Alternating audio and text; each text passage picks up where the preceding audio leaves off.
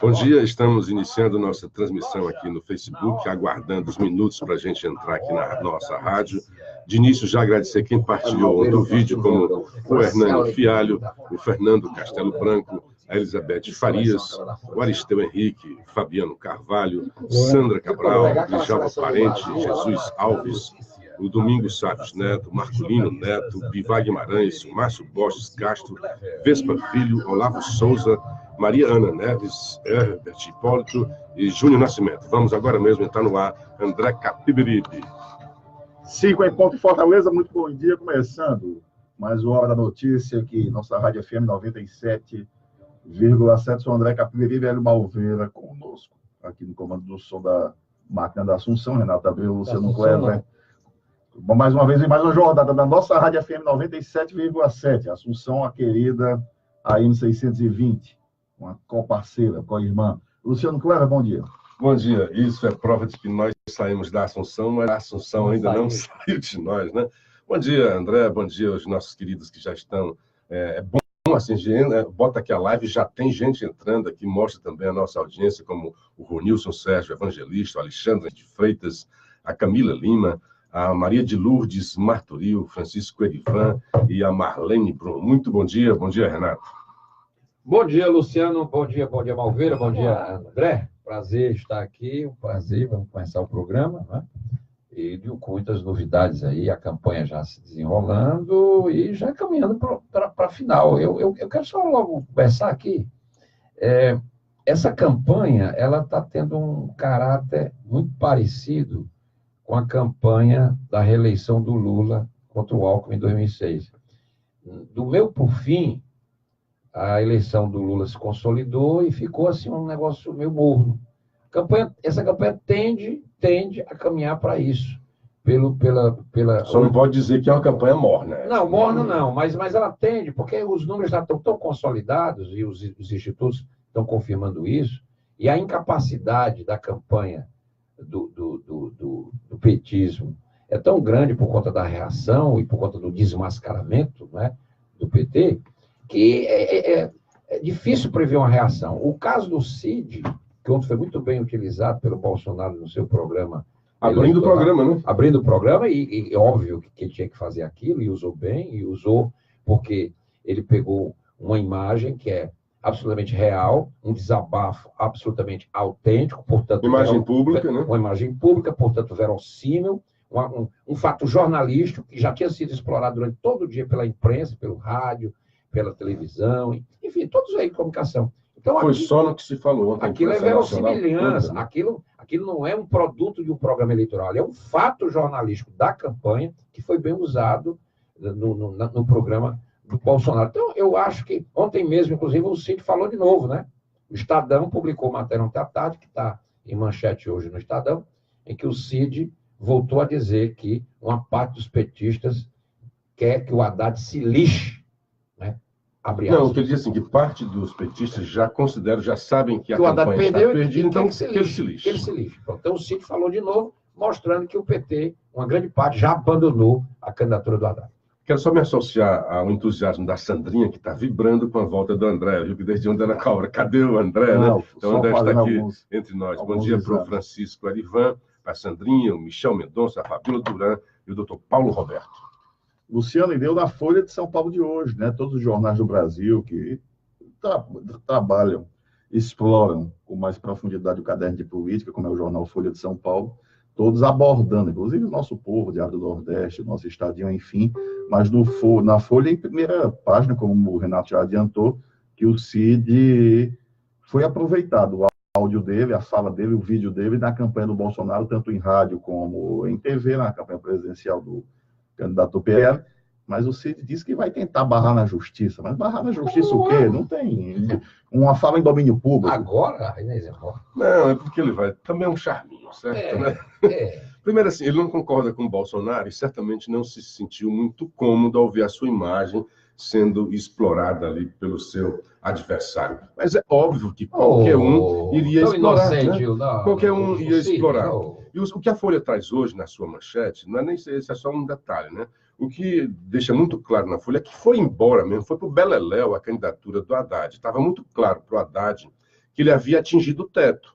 Então, o teto dele, aquilo ali, ele não teria como avançar no segundo turno. O que é que ele fez? Mudou as cores, tentou fazer uma frente e tentar, assim como o Bolsonaro capitalizou o sentimento antipetista, o Bolsonaro iria tentar galvanizar aquilo que seria a democracia, né? Que votar no Bolsonaro seria uma coisa antidemocrática, queria pegar no Bolsonaro esse carimbo de antidemocrático. Então, ele teria todos os votos dos petistas e ainda ampliaria como a Frente Democrática. O problema todo é sempre a arrogância do partido, o sapato alto, de achar que, por simples gravidade, todos os grandes políticos que não gostam do Bolsonaro iriam, até usei essa expressão ontem, como mariposas atrás da luz da estrela do PT, né? Mariposas, o presidente em exercício do MDB do estado do Ceará é o empresário Gaudêncio Lucena.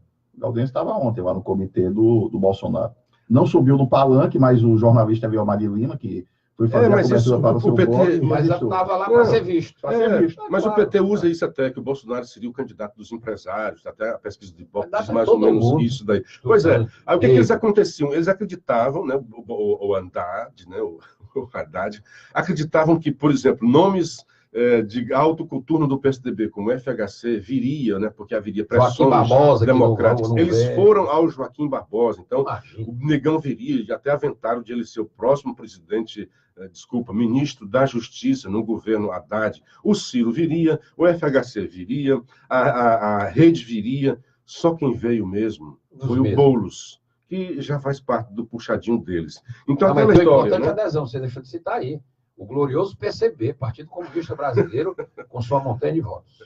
Pois é. Então não veio ninguém, e aquela história de uma frente democrática foi por terra, e aquele discurso do Ciro, do Cid, né, aquilo foi pensado. É óbvio que a forma, né, as palavras saíram dali porque ele foi também provocado por militantes. E ele imaginava que talvez fosse um dos últimos a falar. Mas eu acho que aquele discurso, aquela postura, já estava para ser colocada ali naquele momento.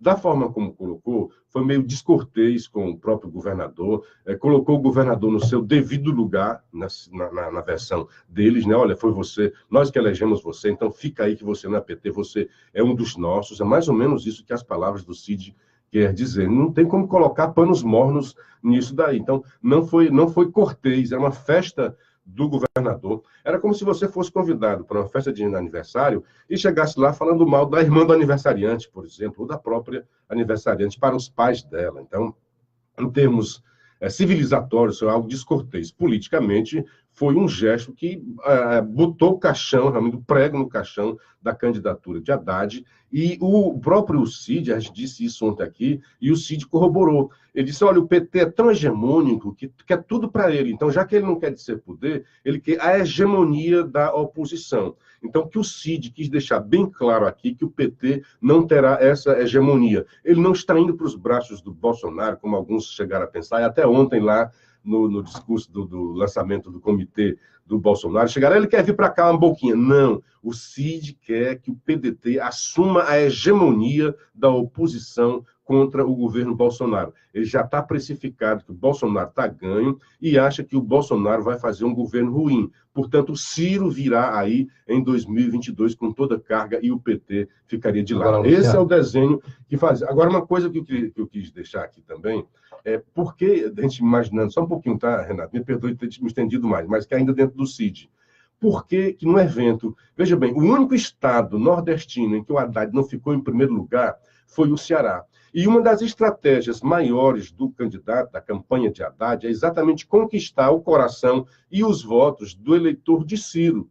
Então, como é que no evento, que é o principal, que é do segundo turno, em que tenta buscar e capitalizar esses votos, como é que o presidente do partido no Ceará e o coordenador da campanha de Haddad aqui no Ceará não estava presente? Não é muito estranho, não, Renato? Guimarães não estava presente. E outro, faltou assim, cadê a hombridade, cadê a macheza até, né, de algum petista que não chegou e deu troco para o Cid? Tipo assim, vai te lascar, Cid, já que o outro fala aí dentro. Nós aprendemos com o Ciro aí dentro, que foi maravilhoso. E agora, com o Cid, nós aprendemos o babaca. Por que não apareceu nenhum petista lá? Eu acho até que o único homem aqui brincando, né? Que teria Machês, aliás, para fazer isso, se a Luiziane também não estava lá, mas por motivos óbvios. Mas o Guimarães, o que é que justifica o Guimarães não ter comparecido lá? Bom, eu queria só ponderar algumas questões. Primeiro, dizer que eu não vejo muito essa questão de descortesia do Cid. Eu não vejo como maquiavelismo. Eu não acho que o Cid programou todo o discurso, toda a extensão daquele discurso, a forma. Não subvertimos homens. Não, mas é uma minha impressão, né? Quer dizer, eu acho que ele foi chamado para o evento, o PDT... Ele foi chamado, não. No programa ele chamava, era a foto dele, sim, do governador e do Haddad. É porque, né? O PDT, ele foi, inclusive, por algumas razões. Primeiro que o PDT tinha que se fazer representar, e o André Figueiredo já tinha dito que não ia, porque estava indo para Brasília resolver negócio lá. O Ciro está viajando para a Europa. Então, ele foi representando não só o grupo político, que tem aliança com o PT aqui no Ceará e tal. Então, ele foi. E ele disse claramente que ia e saiu na imprensa que ele iria. Muito bem. Ele foi. Foi lá. O encontro visava o quê? Articular os prefeitos, etc, para começar a campanha do Haddad aqui no segundo turno, onde ele, inclusive, aqui em Fortaleza, ele perdeu para o Bolsonaro. O Bolsonaro ficou em segundo lugar. Ele ficou em terceiro lugar, Fortaleza. E eu vou dizer aqui uma coisa aqui. No segundo turno, anotem aí, o segundo turno, o Bolsonaro vai dar um lava no Haddad em Fortaleza. Porque aliás, o Milton Silva de Brasília está dizendo, eu sabia... Vai dar um lava, eu vou dizer por quê. Sobre a fala do Cid, eu sabia que as definições dessas eleições viriam do Ceará. Pois esse é o cara de Brasília falando aqui. E eu vou dizer por quê. Porque o voto no Ciro, é um voto de um cara que é cearense, um voto, mas não é um voto também anti-PT. No primeiro turno, muita gente votou no Ciro, votou porque não queria o PT de jeito nenhum, e não vota no Haddad. Não iria automaticamente. Não vai. E vocês vão ver como no segundo turno, agora aqui em Fortaleza, o Bolsonaro aumenta a vantagem, porque cresce em cima dos votos do Ciro Gomes. Agora, sobre o episódio do Ciro, primeiro eu acho que o Ciro não foi maquiavélico. Eu acho que ele começou a falar, é bem no estilo dele. Quem conhece o Ciro, olha, eu acompanhei 8 anos de governo do Ciro lá na Assembleia, quando ele ia lá da coletiva, quando ele subia no plenário da Assembleia para falar, muitas vezes tinha troca de farpas com deputados da oposição, o Wagner, algumas vezes e tal. O Cid é um cara tranquilo, mas ele tem uma característica, quando ele é cutucado, ele explode. Quem conhece o Cid, eu passei 8 anos cobrindo a Assembleia com o Cid governador. O Cid ia lá conversar com o jornalista, aqui é uma pergunta, a gente notava. É o estilo dele. Ele foi lá e começou a falar mansamente. Peguem a gravação do início. Mansamente. Ele está dizendo, está aqui, parerei, parará. Aí ele começa, quando ele toca na questão de fazer meia-culpa, que é uma coisa que já se cobrou do PT há séculos, e nunca o PT é capaz de fazer pela arrogância petista. Porque o PT é arrogante mesmo.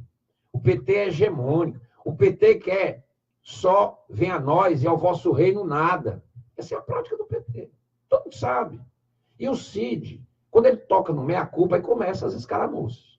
Aí tem um cara, o vídeo mostra claramente, que pega os 2 polegares e bota para baixo assim, na frente dele, ó.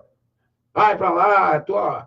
Aí ele olha, é tu mesmo. Ah, é assim. Babaca, aliás, o babaca vai perder. O primeiro babaca não veio dos petistas. Babaca é você. Chamou ele de babaca, ele disse, babaca é você. Aí que diz, vai perder. E vai perder, e é bem feito que perca. Aí quando ele não, disse, e fez um versinho, né? Disse até que é bom a rima. O PT vai perder. Aí ele disse, é para rimar. Aí quando ele vai nisso, aí a turba começa a ficar indignada, etc. Aí começa a cantar o Lula lá. Aí quando ele fala, Lula tá preso, babaca. Aí ele incendiou. Porque você falou o Deus... O Lula tá preso, babaca, virou hashtag. Então eu acho que aí o Cid chamou o PT a fazer uma meia-culpa, que seria a única possibilidade, e eu acho que isso não daria resultado prático, de o PT tentar... O Haddad respondeu ontem, nós reconhecemos nossos erros. Não reconheceu nada, ele reconhece retoricamente. Nada, o Haddad não reconhece nada, o Haddad é um poste do Lula, não tem capacidade de reconhecer absolutamente nada, porque se o Lula der um grito, ele se cala. Essa aqui é a grande verdade. A campanha do Haddad é uma mentira. Para começar o afundamento da campanha, que já se enterrou, ontem ele foi rever todo o programa dele.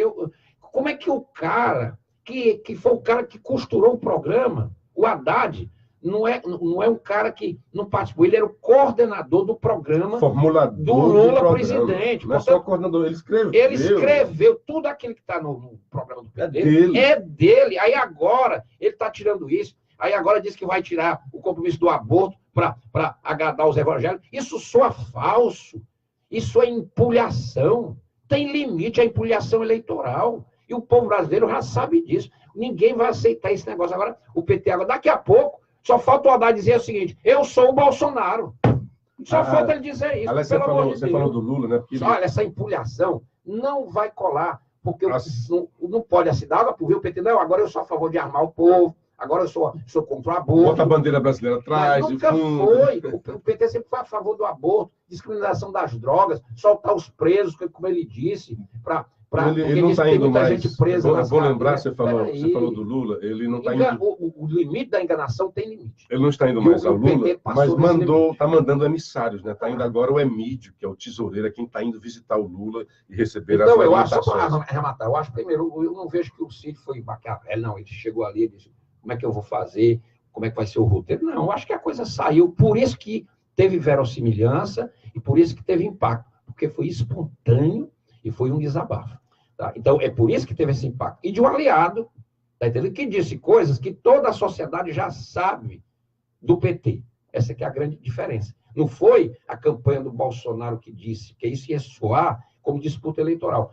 Foi um aliado que convive com o PT há muito tempo e que disse verdade, que disse assim: olha, eu, diferente de vocês, eu abri espaço para vocês. Lá em Sobral, eu ajudei a eleger um petista, o Veveu, e é verdade. O Cid mas aí Veveu e Camilo não são exatamente petistas, do PT, né? Mas peraí. Mas é como você Camilo, disse, foi a verdade. O Camilo milita no PT dentro da universidade. Foi a verdade. Agora, de quem conhece a dor e a delícia de Luciano, peraí, não vamos ser injustos como o governador Camilo milita no PT dentro da universidade. Agora, o PT é uma escola de samba, cheia de alas. Tem a ala dos trotskistas, tem a ala dos stalinistas, tem a ala dos porra louca, tem a ala da Libelu, tem a ala não sei de quê, e tem a ala mais ligada à igreja, e tem os caras mais equilibrados, que eu acho que é onde o Camilo está, tá entendendo?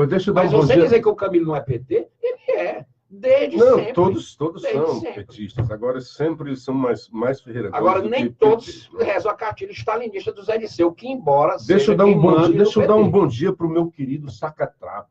Quem diz isso é o Jaime Silva. Quem é? É o Jaime Silva. Sacatrapo é o presidiário. Lá em Curitiba. Bom dia também para o Gilardi, para o Fidelis Barroso, o Barroso Filho, para a Regiane Damasceno, Bivar Guimarães, Adilva Alves, Vespa Filho, Guedes, Juveraldo, Gilvan Colasso, Fabíola Duran e o Joed Paiva. A respeito disso aí tudo, primeiro, eu acho que o Lula está com ciúme, viu, André? Porque não estou nem falando nele. Não, ninguém fala mais. Esqueceram o Lula. Agora, e daqui a pouco, até o Lula vai romper com o Haddad. Eu acredito que o Cid não foi maquiavélico, o Cid fez política. Agora também acredito que cada palavra... Mas maquiavelismo é político, viu? Cada palavra que o Cid falou... Foi de caso pensado. Não digo de caso pensado. Quiseram encurralar ele. Mas tem emoção. Quiseram encurralar ele. Por que é que colocaram... Duas coisas. Por que é que colocaram ele para ser o primeiro a falar? Estranho. Aí ele disse... Quem colocou? Vocês me colocaram para ser o primeiro a falar. É assim? Então, se é assim, ele já... disparou o discurso que tinha na cabeça. Eu sei que aquilo ali afundou a campanha. A repercussão de o que eu vi ontem. A consequência é que eu vi um detalhe que veio em respeito ontem disso. Eu peguei 3 táxis. 2 durante o período da manhã, fui fazer um exame, fui aconselhado a não ir dirigindo, e 1 à noite. Eu lhe aconselhei. Peguei 3 táxis. Você também. Conversei com alguns amigos que votaram no Cid, que não votaram no Cid. Renato, eu concordo com o Luciano. O Camilo não tem cara de PT. Tá aí, você tem um vídeo aqui que mandou usar. Tassi também dizia isso, né? É meio tucano. Ou seja, e todos com quem eu conversei... Mas dizem do Haddad também. Não, de forma alguma. Ou pessoalmente ou pelo Facebook, ficaram felizes com o que o Cid falou. Quase. Não, o Cid lavou a alma de muita gente. Ele se sentiu representado naquele negócio ali. Né? Eu acho, viu, André, que essa questão... Quiseram encurralar. Agora, que diabo de tanto petista frouxo é esse, rapaz? Não, negócio de frouxo, não teve um que se levantasse. Não é petista, não é frouxo, não. E quando a verdade é dita na cara, eles não têm moral para rebater, porque sabem que é verdade.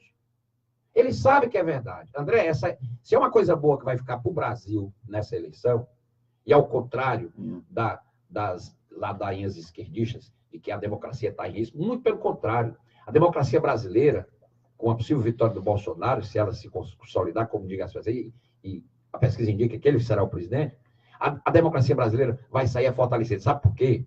Porque nós vamos enterrar nessa campanha alguns mitos de barro falso. Primeiro, a história de que o Lula ganharia qualquer eleição no Brasil, ou preso, ou no espaço, ou em Marte, ou em Júpiter. Mentira.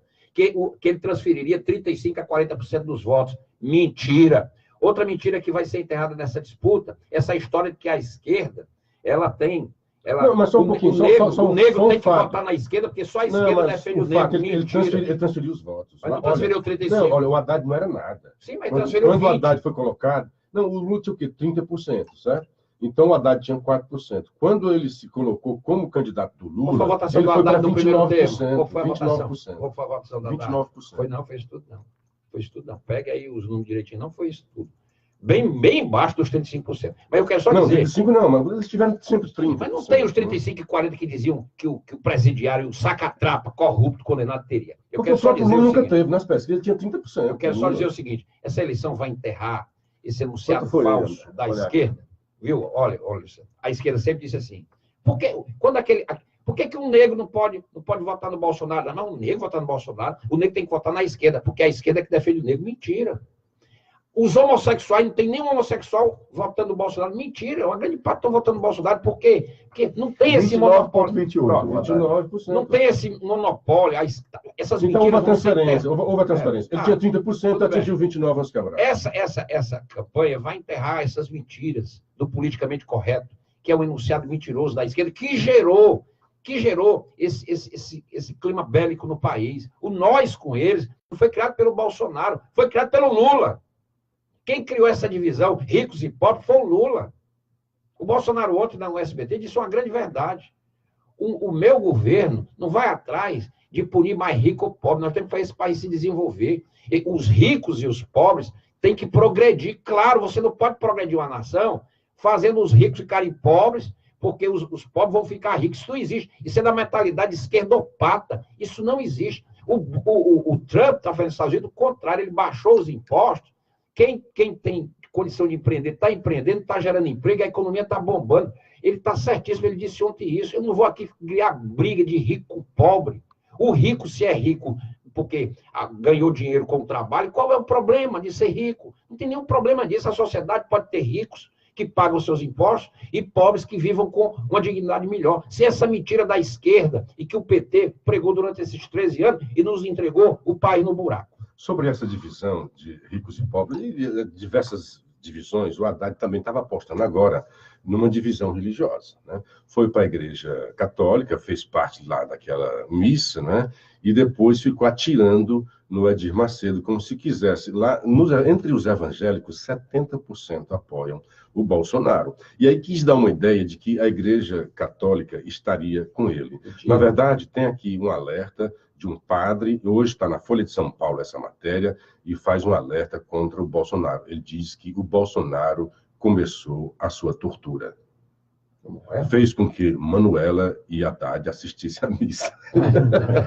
Isso é a brincadeira de um padre. E a Folha de São Paulo está trazendo isso, que há dentro dos católicos uma divisão grande, e tem uns padres, celebridades aí que estão apoiando o Bolsonaro. O Jaime Crow, né, que é aquele que apoiou o Bolsonaro, desculpa, o Haddad, né, que fez a missa, fez assim. Pergunta aos fiéis, como chegamos ao ponto de alguém poder dizer para nós, bandido bom é bandido morto, que tem que armar todo mundo? Mas ele tem vários outros padres dizendo o contrário.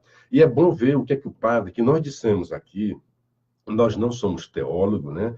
O Renato é católico, eu fui seminarista, conheço um pouco de Bíblia, um pouco de teologia, dos cânones da igreja, e a gente apontou que aquilo que a Manuela fez, o Haddad vai lá, ele é católico ortodoxo, em algumas questões ele pode receber sacramentos da igreja católica apostólica, a Manuela não. Aí o que é que diz de Campinas o padre Rodrigo Catini Flaiban?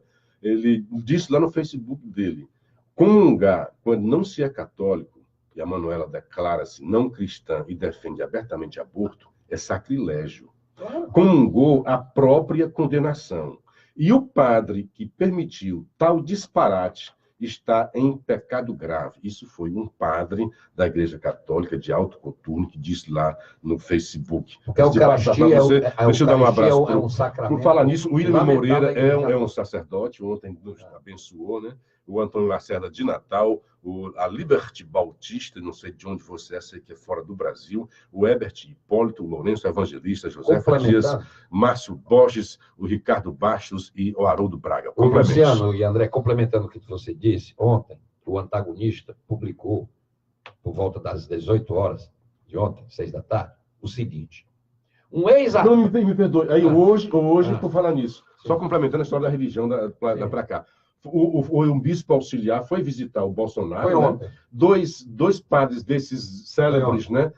Visitaram o Bolsonaro no hospital e hoje está prevista a visita do Lorani Tempesta lá. Que já tinha mandado o seu bispo auxiliar lá. E vai hoje se encontrar com o Bolsonaro. Lorani Tempesta, que é o cardeal arcebispo do Rio de Janeiro, e é um homem articuladíssimo com o Papa Francisco. Olha o que saiu ontem no Antagonista. Um ex-assessor da CNBB, que trabalhou na conferência por 3 anos, disse ao Antagonista que os esquerdistas são mais, abre aspas, barulhentos, mas são minoria entre os cerca de 360 bispos que atuam no Brasil. Abre aspas, disse essa fonte para o CNBB, para o Antagonista. Posso garantir que se fosse fazer uma pesquisa somente entre eles, ou seja, entre os membros da CNBB, Jair Bolsonaro teria hoje algo em torno de 70%. Ocorre que estes são mais obedientes à orientação do Vaticano e evitam o posicionamento político partidário. Os outros se aproveitam das brechas e se lançam, comentou o ex-assessor, pedindo anonimato. Os esquerdistas, a maioria ainda bastante saudosista de Lula, é liderado por Dom Leonardo Steiner, secretário-geral da CNBB desde 2011 e anfitrião, por exemplo, da visita que Fernando Haddad fez à CNBB na semana passada, provocando uma reação conservadora na Igreja Católica. Entre os que nos bastidores declaram voto do candidato PSL nesse segundo turno da corrida presidencial, há poucos bolsonaristas. São, em geral, religiosos que rejeitam o antigo sistema lulopetista, principalmente porque constataram que a narrativa da esquerda deturpa valores cristãos e alimenta um assistencialismo barato. Até entre os que defendem projetos sociais que, de fato, contemplem a população e, por esse viés do sacerdócio, são consideradas progressistas, há os que percebem hoje que essa temática do PT é só lero-lero ou ideologia mentirosa. A CNBB, há muito tempo, é dominada por padres esquerdistas, alguns até marxistas, mas eles não representam o pensamento majoritário do clero católico. Quero só lembrar que João Paulo II, através do cardeal Ratzinger, que até então não era ainda o Papa, era o auxiliar direto de João Paulo, desautorizou aquela ladainha da ideologia da libertação que levava o catecismo católico, o marxismo ateu. Isso foi desmoralizado pelo Vaticano, pela Santa Sé, e o senhor Leonardo Boff, inclusive, foi silenciado e saiu até da igreja. Esses padres comunistas, ao proferirem isso, eles cometem esse tipo de sacrilégio, como esse padre que deu comunhão, não é, a uma pessoa que se diz anticristã, que não é cristã, anticristã não, que não é cristã, e, portanto, não pode receber o sacramento da Eucaristia, que é um dos mais sagrados para quem é católico, porque aquilo ali, a comunhão, significa que você recebe o corpo de Cristo. Ora, como é que uma pessoa que não acredita em Deus, em Cristo, vai receber comunhão a troco de quê? Para fazer demagogia eleitoral? Isso é sacrilégio. E o padre não pode compactuar com isso. O padre cometeu um erro crasso, se é que é padre mesmo, que muitas vezes é apenas um militante esquerdista vestido na batina de padre. Então, a CNBB, infelizmente, muitas vezes deturpa, e a CNBB, muitas vezes, é grande parte responsável pelo afastamento de muitos católicos que abandonaram o seio da Santa Madre Igreja para os meus queridos irmãos evangélicos, porque sentiram lá mais conforto espiritual do que o posicionamento político-ideológico que muitos padres transformaram algumas paróquias da Igreja Católica. Ainda padre sempre será, porque a Bíblia diz que será sacerdote para sempre, ainda segundo a ordem de Melquisedeque, né? Mas a própria Bíblia... que João Paulo II e o papado do Ratzinger, eles resgataram esse sentimento mais, digamos assim, espiritual da Igreja, e graças aos movimentos da renovação carismática, da canção nova, a Igreja Católica voltou a fazer o que realmente deve. A própria Bíblia diz que quem comunga o corpo de Cristo e o sangue de Cristo, que está lá previsto nas Escrituras, né, em memória, fazer isso em memória de mim, quem faz isso de forma indigna está está fazendo a sua própria condenação. Os comunistas, Luciano, você diz, conhece, eu convivi com muitos comunistas, inclusive na universidade. Os comunistas usam a religião e usam a igreja. Eles consideram a religião é o ópio do povo, eles não acreditam em nada disso. Quando eles assumem o poder, eles perseguem os religiosos, como o Stalin fez na União Soviética e como Fidel Castro fez em Cuba.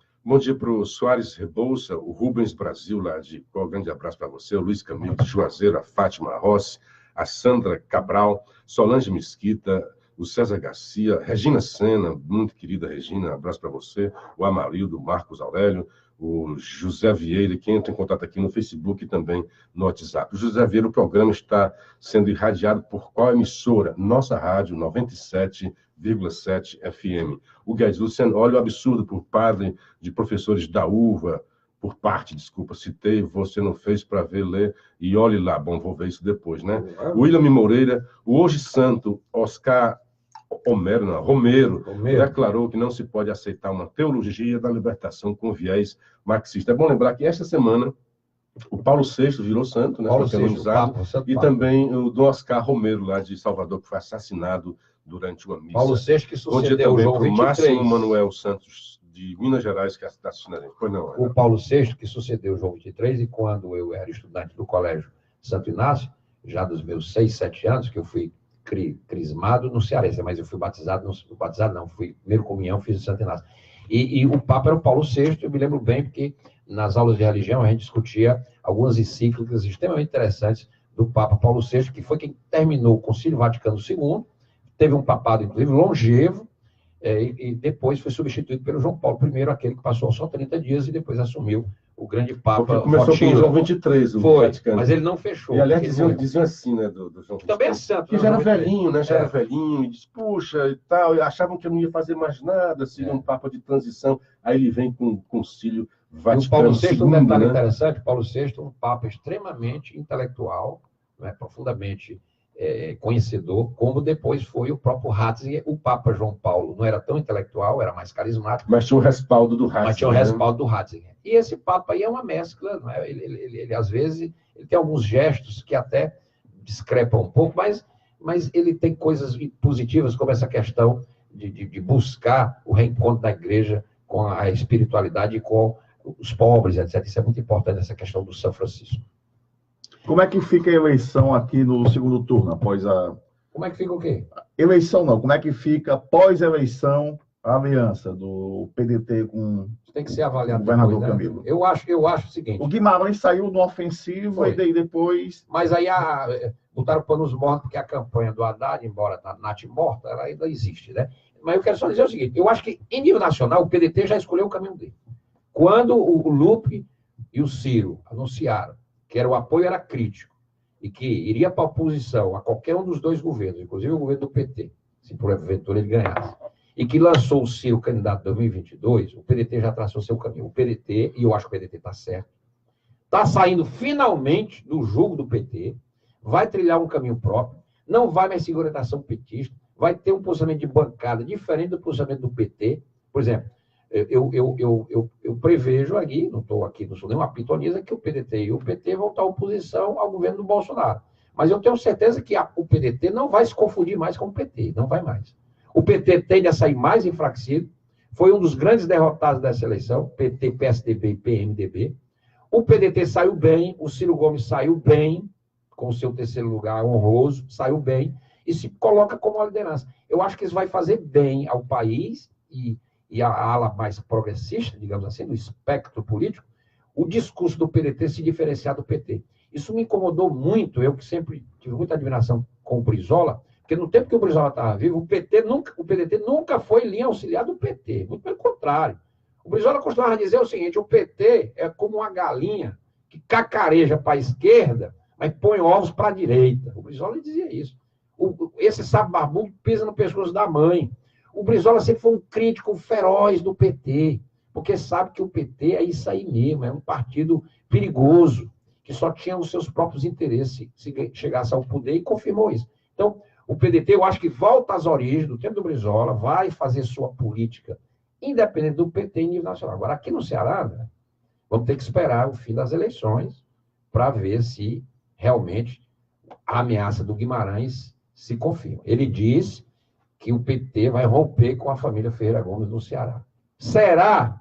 Eu prefiro aguardar o fim, porque quem lidera o PT no Ceará não é o Guimarães, é o governador Camilo Santana.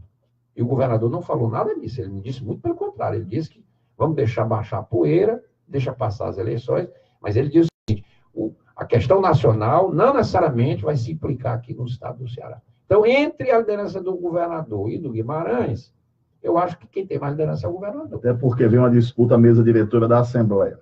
Está bem pertinho. E aí, como é que fica? Agora, sim, o pós-eleição no Ceará, que aquele gesto... Não acredito que o governador rompa com o Cid e o Ciro. Aquele gesto do Cid atingiu dois aspectos. Um na esfera nacional e outro na esfera local. Quando terminam essas eleições, o grande vencedor, além de Cid, né, o grande vencedor teria sido o governador Camilo, com a votação estrepitosa, em torno de 70%. Mas veja o cenário. Ele não elegeu o Eunício, que era um candidato que ele queria lá no Senado. E é um cara que foi a ponte entre o governo do Ceará e um governo no Planalto que seria de oposição. Nós vamos ter agora um cenário em que o governo federal será também de oposição, será Bolsonaro. Como é que fica o governo do estado do Ceará sem pontes lá? Então, quando o Cid diz, quem colocou você fui eu, com essas palavras para o governador, tenta tirar um pouco da grandeza, né, do grande político cearense, a grande força política, né, emergente seria o Camilo, e que será o próximo candidato ao Senado, que eu vejo, e quem comandaria, porque está dentro da máquina, e o Cid distante lá no Senado, e o Ciro de lado para lá. O máximo que tinha de Ferreira Gomes, já que não tem a deputada Lia, seria o prefeito em Sobral. Então, estaria aí uma grande força, nova, grande força política autônoma no Ceará. Ontem o Cid deixou claro que, assim, olha, essa autonomia tem um limite, tem um teto aí. Nós colocamos você fica aqui, e dizem até, isso na leitura minha, o que eu vi por lá, que eu fui apurar com várias pessoas, que o Cid não se esforçou muito para ter o Eunício como vencedor, né? Muita gente disse que recebeu Santinhos com o primeiro 1, 2, 3, que era o Cid, e em branco o segundo senador. Prova de que não havia um grande esforço da cúpula. Em outras até que já tinha isso mesmo, 1, 2, 3, e no outro tinha 900, como se tivesse havido realmente uma traição, e que houve até trabalho de gente grande do PDT para que Eunício não se elegesse. Mas, o PT também não mas trabalhou. o acordo foi Cid e Camilo, né? O acordo junto com o Eunício. E diz assim também, olha, na verdade o Eunício também errou muito porque ficou de salto alto, acreditou nesse acordo e não foi para as bases.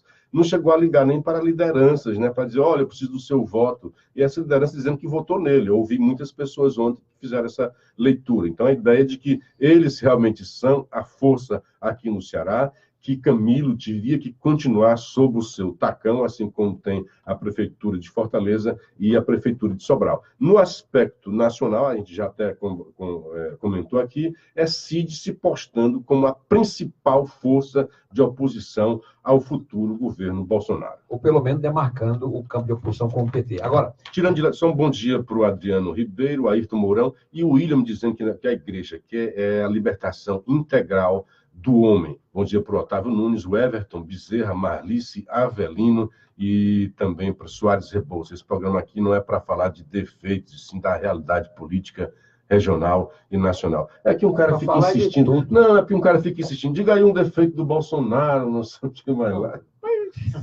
Todos nós temos defeitos. A questão, né, se eu for pegar defeito, aqui não é questão de defeito pessoal de ninguém, nós estamos analisando política. Olha, ontem surgiu informação, André, não sei se você viu, o prefeito de Fortaleza postou nas redes sociais uma foto, ele foi ao Ministério do Planejamento, despachar lá. Com cearense. Com cearense, né? Uma sueca. É um grande nome, né? Não, que é um belo nome, foi levado lá para o Meirelles, e eu sempre disse que a equipe econômica desse governo... Lembrei de você ontem, quando o Haddad disse... Seleção de não, o Haddad disse, eu não vou aproveitar ninguém da equipe econômica. Eu puxo o Renato... Essa equipe econômica é seleção de 70, quer dizer, o cara... Você vê como o cara é impregnado ideologicamente, ele não sabe aproveitar os bons. É péssimo isso para um cara que porque não são ideólogos, são técnicos que estão fazendo ali para o Brasil. Um cara desse prova que é completamente despreparado para ser presidente do Brasil. Olha, eu quero dizer o seguinte, o Roberto Cláudio foi lá, segundo a informação... Mas eu entendo, sabe o que é? Ele quer pegar no Haddad como se o Haddad fosse Temer, né? E como o Temer tem impopularidade, ele quer demarcar isso daí. Mas o Bolsonaro tem nada a ver com o Temer, muito pelo contrário, o Bolsonaro é anti-Temer, anti-corrupção e anti-PT e anti-status quo, tanto que o Bolsonaro defende a Lava Jato e o PT não tem coragem de defender. O Bolsonaro disse claramente que é um ministro do Supremo perfil Moro, inclusive o próprio Moro, se ele topar futuramente, se ele for presidente. O PT não tem coragem de nomear o Moro, pelo contrário, o PT não tem coragem de nomear o Moro presidente do Supremo. Jamais. Por quê? Porque sabe que o combate à corrupção vai ser mais sistemático ainda. E se você falar corrupção dentro de uma reunião petista, todo mundo se espanta, por razões óbvias. Então, eu quero só dizer aqui o seguinte. Surgiu uma informação ontem que o prefeito foi a Brasília para tentar destravar um dinheiro que estava certo para sair, e esse dinheiro passou as eleições, não saiu. Gasgou lá. E é um dinheiro de um empréstimo que ia dar. E agora certo. Não tem mais Eunício. Não, aí agora o Eunício não vai mais se meter, porque não tem mais porquê também, não é? Quer dizer, inclusive, o senador Eunício estaria muito chateado com o que houve até em Fortaleza, ele contava com uma votação aqui que não apareceu. E ele, evidentemente, é um político, ele analisa responsabilidades, ele também não é trouxa. Você pode fazer análise em cima dos votos. E ele já verbalizou, ele disse que a derrota dele se deve a Ciro, Cid e também ao Roberto Cláudio. E ao Roberto. Então, você vê como são as coisas. Quer dizer, o dinheiro ia sair, mas não saiu. E agora, né, babau, né, como se diz, né? Quer dizer, a cidade de Fortaleza vai ficar com um problema aí, porque esse dinheiro, será que sai daqui para o fim do governo do Temer? Eu duvido muito. Aí vai ficar para outro presidente agora.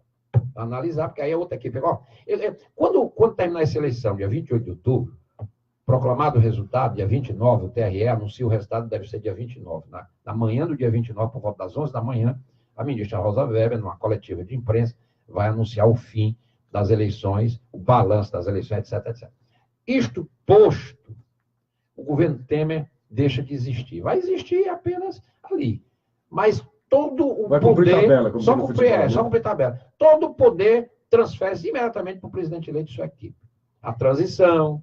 Então, nada mais acontecerá no Brasil sem que o presidente eleito interfira. Nada, absolutamente nada. Quem não vai participar da transição é o coronel, né? O coronel Lima. Sim, e ontem, aí eu queria dizer, a Polícia Federal finalmente concluiu aquele inquérito dos portos, e foi muito ruim para o Temer, né? Após 13 meses de investigação, a Polícia Federal finalizou o inquérito, e no final, indiciou o presidente Temer, a filha dele, Maristela, por corrupção passiva, lavagem de dinheiro e organização criminosa, além do coronel João Batista Lima, que teve a prisão preventiva pedida, e a mulher dele, Maria Rita Frates, pediu, inclusive, bloqueio de bens de todos eles, inclusive do presidente. O fato do Temer, como ele o Temer é presidente, então, só depois que ele deixar a presidência, que isso vai ser avaliado. Agora, os outros, esse indiciamento vai ser analisado agora pelo Ministério Público, se isso pode virar uma denúncia, e todos esses aqui viram réus num processo criminal por corrupção passiva, lavagem de dinheiro e organização criminosa. Então, o Temer já visualiza 2019 complicado na justiça. Ele é bom ele contactar lá com seus advogados. Não estou aqui entrando no mérito da denúncia. Isso não é nem denúncia ainda, porque não chegou no Ministério Público. Se o Ministério Público denunciar e o Poder Judiciário aceitar, ainda tem essa terceira fase, eles viram réu. Tem duas fases, antes disso, tem duas fases.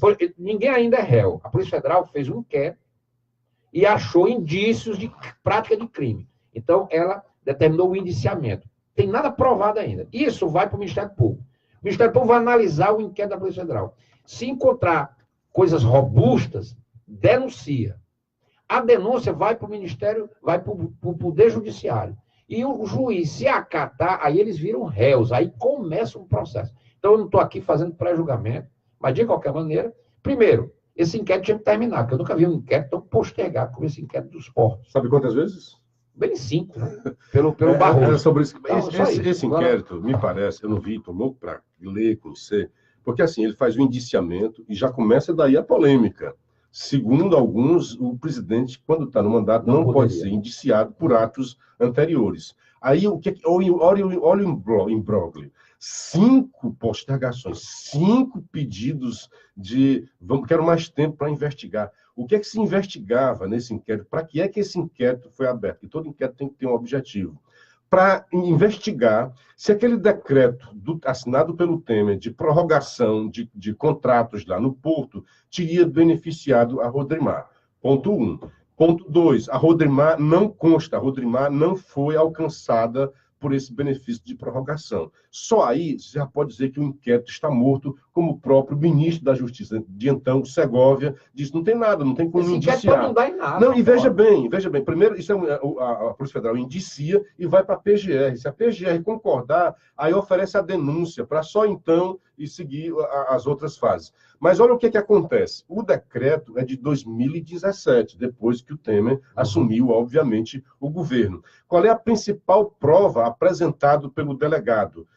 Dinheiro que a filha de Temer, juntamente com a mulher do Coronel Lima, tinham recebido como propina na reforma da casa dela em 2013 e 2015, 2 anos antes, nem se falar ainda de impeachment.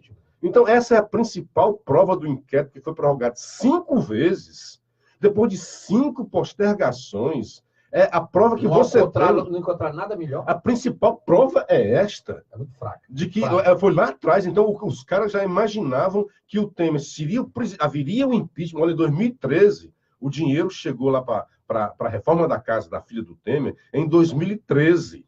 O Temer estava se elegendo vice-presidente com a Dilma. Era vice-presidente do primeiro mandato ainda da Dilma. Só em 2014 é que ele se elege. Em 2015 vem mais dinheiro. E só 2 anos depois existe o impeachment e o Temer é levado para presidente da República. Então, um inquérito que vai investigar se um decreto presidencial de 2017 beneficiou a Rodrimar apresenta provas de 2013 e 2015. Não estou aqui querendo defender o Temer. O que eu quero é que tire essa coisa política da polícia para ela ser mais efetiva, ser mais eficaz e trabalhar mais para a sociedade brasileira e não para atender interesses políticos. Agora, o detalhe, Luciano, é que o Temer já está saindo, vai sair no dia em janeiro, etc. E se for só isso, tem para mim que isso termina na lata do lixo do Poder Judiciário. E aí, mais na frente, quer dizer, se maculou tanta imagem do Temer e vai se ver que ele, na verdade, foi vítima de uma certa perseguição. Vamos aguardar. Era para enfraquecer politicamente e não ter força para fazer as reformas. Como a reforma da Previdência. E está claro aquela história do Janot, que a gente já analisou tão bem em outros programas. Eu queria aqui abrir 2 parênteses para comentar 2 assuntos que eu acho extremamente importantes. Muita gente tem falado sobre se o Bolsonaro vai ter sustentabilidade, governabilidade. E a imprensa já mostrou que com os números da eleição... Era o que eu queria colocar, agora não dá mais para sustentar isso. Ele vai ter, né? Agora, ontem eu queria dar um detalhe, é o seguinte, o filho dele, o deputado federal mais votado, o Flávio Bolsonaro, né? Flávio não, é o outro é o senador. Eduardo. É o Eduardo. Ele deu uma declaração que eu achei extremamente pertinente. Ele ontem admitiu que o presidente da Câmara pode não necessariamente ser do PSL. E nem ele, porque, inclusive, seria muito cabotino, ele, filho do presidente, presidir a Câmara, eu acho que nem é muito adequado, não. Ele disse o seguinte, pode ser um nome do Centrão, desde que alinhado com as nossas propostas, corretíssimo. O governo tem que botar um presidente da Câmara que seja um aliado, mas, é claro, nenhum problema nisso. Está entendendo? Não tem que ser Rodrigo Maia, óbvio, para ficar na mão de Rodrigo Maia. Muito menos Renan Calheiros no Senado, óbvio. Renan Calheiros chafuda na roubalheira do PT durante os anos do petismo, do lulopetismo. Representa tudo aquilo que essas eleições não quiseram fazer. Claro, então eu achei muito lúcida, né, e muito, digamos assim, experiente a fala do filho do Bolsonaro sobre isso. Outra fala importante foi o Bolsonaro ontem no SBT, falando sobre a própria PGR, porque a Raquel Dodge andou... Eu gostei também. A Raquel Dodge andou vazando aí, dizendo que sonha com o 2º mandato, mas não sabe se tem chance com o Bolsonaro. Olha, primeiro que a Raquel Dodge não tem que sonhar com mandato nenhum, ela tem que cumprir o dela. Se ela vai ter o 2º mandato ou não, aí depende do próximo presidente da República. O Bolsonaro disse ontem, primeiro o seguinte, primeiro que não vai ter nenhum procurador da área militar, porque estavam insinuando na imprensa uma mentira, que estava querendo colar nele. Segundo, ele disse o seguinte, olha... Seria um governo de milicos. De milicos. Ele disse, não tem nada disso. O que eu quero dizer é o seguinte, a minha preocupação é não colocar nenhum procurador para fazer militância esquerdista. E ele está certo. Olha o que é que deu o Janot. Não, mas a pergunta foi mais além disso. Olha, você se compromete em colocar um dos 3 que foi indicado? Ele disse, não necessariamente. Não necessariamente. Eu quero alguém que sirva ao Brasil. O nosso governo, e aí ele reiterou, o nosso governo não vai ser um governo compactuado com partidos. Eu vou montar um governo com liberdade técnica. E isso é tudo que o Brasil pede. E é por isso que ele está tendo essa votação magnífica. Surgiu agora, enfim, o Estadão saiu, né? Sim. Bom dia para Pada Martins, Helena Soares e Heriberto Barroso, está sempre na escuta do programa. Manchete principal: Bolsonaro quer setor privado em projetos de infraestrutura. Correto. Críticas de Cid ampliam o isolamento do PT no segundo turno. PF indicia Temer e pede a prisão do Coronel Lima. Eleito, general lança filho de Bolsonaro para presidir a Câmara. Aí já é outra história, certo? General, mas não... É o Roberto Sebastião. E a outra que eu queria que você comentasse é candidato do PSL, que é o que não pode repetir, né?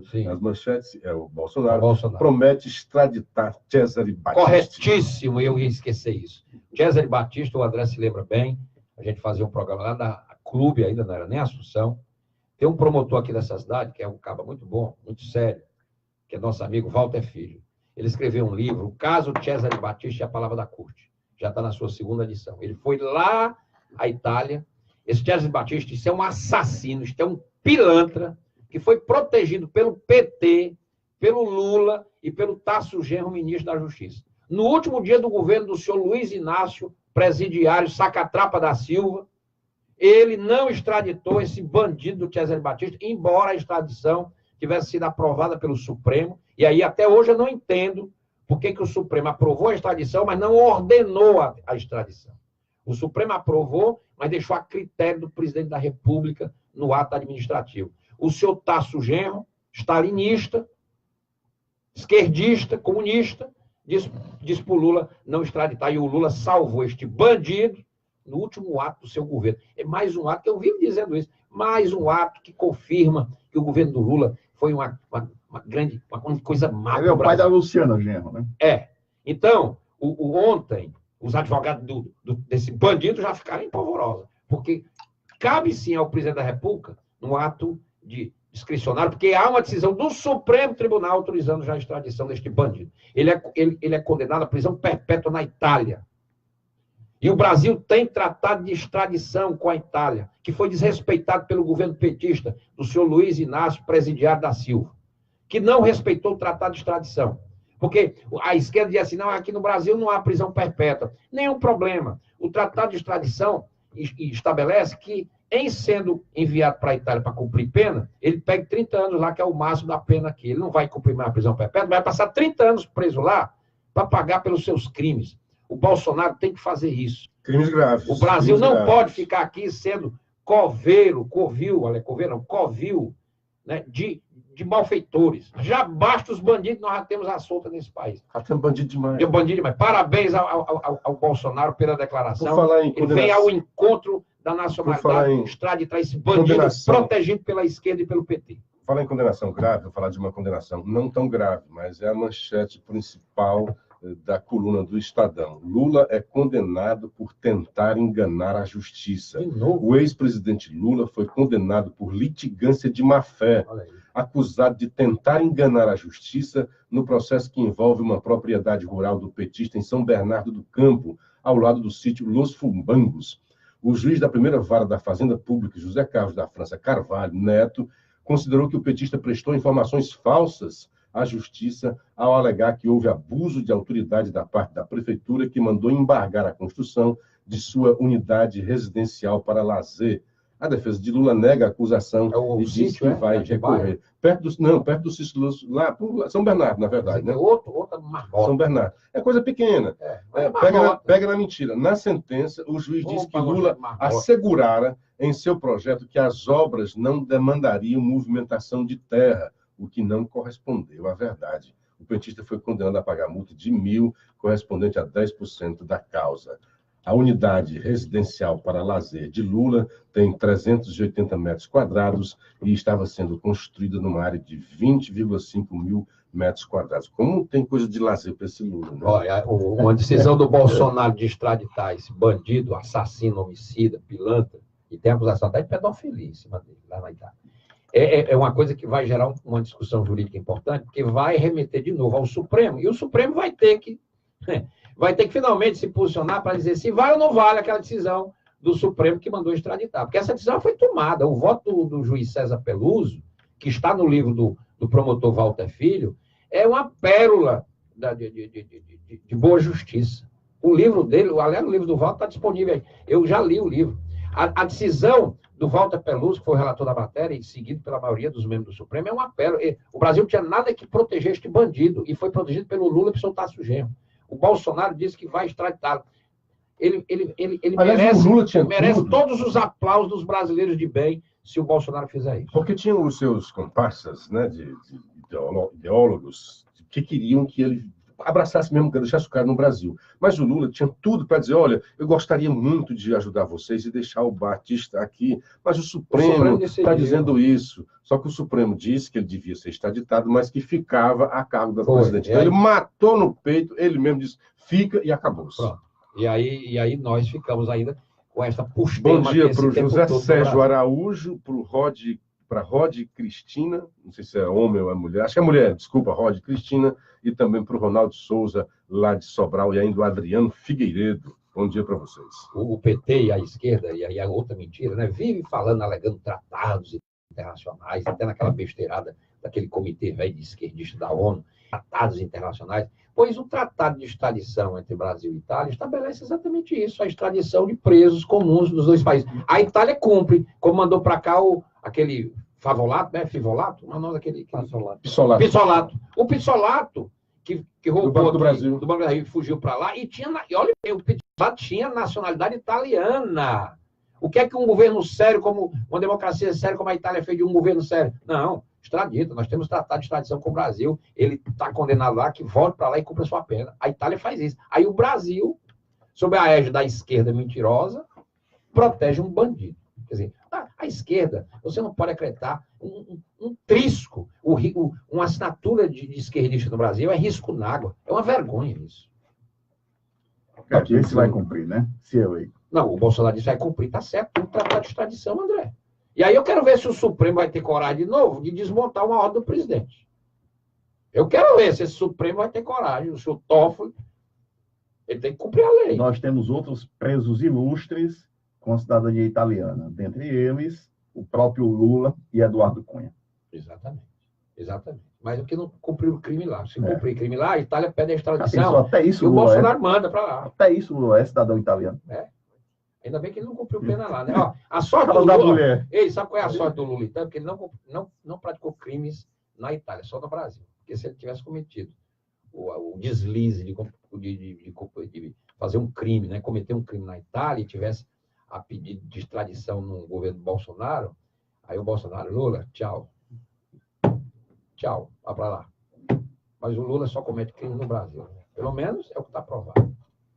Pelo menos um deles está devidamente comprovado. No Sim, tem o Café Patriota, sábado pela manhã, né? Vamos lá. Pela manhã? 2 horas da tarde.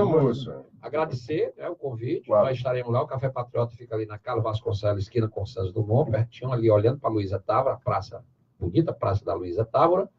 E a gente vai estar lá próximo sábado, às 2 da tarde, fazendo ao vivo este programa com transmissão pelo Facebook. Quem Hoje é quarta, amanhã, quinta, depois sexta, sábado estaremos lá. Agora, só um detalhe, o Café Patriota tem lotação limitada e as pessoas devem entrar no site, vocês procuram aí o site, e já reservar, porque senão pode ir muita gente e aí lota, né? Estava pensando, Renato e com o Luciano, um pouquinho antes de você chegar, você chegou bem cedo e chegamos 3 juntos. Vê se chegando. Vê se a gente convida alguém, né? Se formulamos um convite a alguém para participar lá de um bate-papo, algum eleito nessa eleição agora de 2018. Eu fico a critério. Eu vou lá participar com o maior prazer do mundo. E a ideia assim, é rádio plateia. Então, da forma como os nossos ouvintes interagem conosco aqui no Facebook e também no WhatsApp, podem fazer isso ao vivo lá, tanto no próprio WhatsApp, na hora, né? Aliás, o WhatsApp nunca mais eu divulguei. É 9616-1470. Eu prometo a quem for lá que eu vou fazer um depoimento pessoal que nunca fiz publicamente em rádio. Vou fazer lá. Aqui não, vou fazer lá. Quem quiser ouvir, vá para lá. Bom dia para o Adriano, para o Arcanjo Cunha, o Nathaniel Loyola, o Soares Rebouça e também o Domingos Neto do Conjunto Nova Metrópole, o Daniel Nunes do Eusébio, que entra em contato aqui no WhatsApp 9616-1470. Tem pesquisa hoje, Orlando né? Inocêncio pedindo para repetir. Sábado, a partir das 2 da tarde. O trio vai estar lá para receber todos vocês. Soares Café Rebouça, Patriota. excelente espaço cultural, o Café Patriota. É da Carlos Vasconcelos, esquina com Santos Dumont. Hoje tem Tem a pesquisa do antagonista. do BTG. E o programa está se acabando. Valeu, até amanhã, se Deus E quiser. passou rápido. E Um grande agora, abraço, gente. Até amanhã, um dia bastante proveitoso. E até amanhã, com a graça de Deus. bom dia. Encerramos nossa participação na rádio. Terminamos agora aqui também a transmissão da live aqui do Facebook, apelando para vocês interagirem aqui, fazer algum comentário, fazer também partilhamento para ampliar a nossa audiência. Um grande abraço, um dia bastante proveitoso e até amanhã, com a graça de Deus. Dá uma geral no estúdio. Sentiu que foi isso? Eu já paguei ali. Foi que tu sentiu ontem? Você sentiu o quê? Passou mal? Não, tô perguntando. A pressão.